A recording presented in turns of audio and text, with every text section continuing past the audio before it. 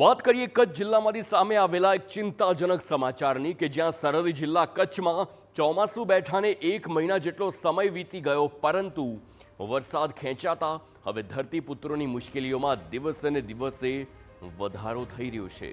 મોંઘા બિયારણ અને ખાતરનો ખર્ચ કરીને વાવેલો પાક હવે ખેતરોમાં જ સુકાવા લાગ્યો છે।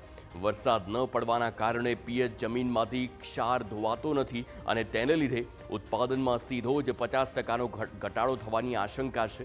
બીજી તરફ મગફળીના વાવેતરમાં જમીનની ગરમી અને વરસાદના અભાવે મોટું નુકસાન થઈ રહ્યું છે।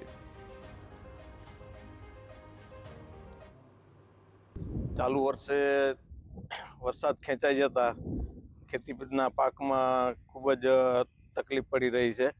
ખાસ કરીને પિયત જમીનમાં પણ નુકસાન થાય એમ છે, કારણ કે વરસાદથી જમીનનો ક્ષાર ધોવાતો નથી। એના કારણે પિયત ખેતીમાં ઉત્પાદન પણ 50% જેવું થઈ જાય એમ છે અને કપિત ખેતીમાં તો 100% નુકસાન જાય છે। મોટાભાગના પાકનો વાવેતરનો સમય નીકળી ગયેલ છે। અમુક ખેડૂતોએ જોખમ ખેડીને મગફળીનું વાવેતર કરેલ હતું એમ, પણ એ પછી વરસાદ ન થતા અત્યારે ટ્રેક્ટર ચલાવીને બધો પાક ખેડી નાખવામાં આવે છે, કારણ કે જો વધુ ખર્ચો કરે તો એ કંઈ ફાયદો થાય એવું નથી એમ।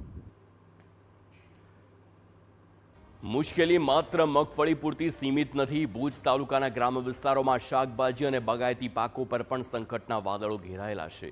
કોબી, ટામેટા, મરચા જેવા શાકભાજી તેમજ દાડમ અને ડ્રેગન ફ્રૂટ જેવા મોંઘા પાકો નિષ્ફળ જવાની ભીતિ છે।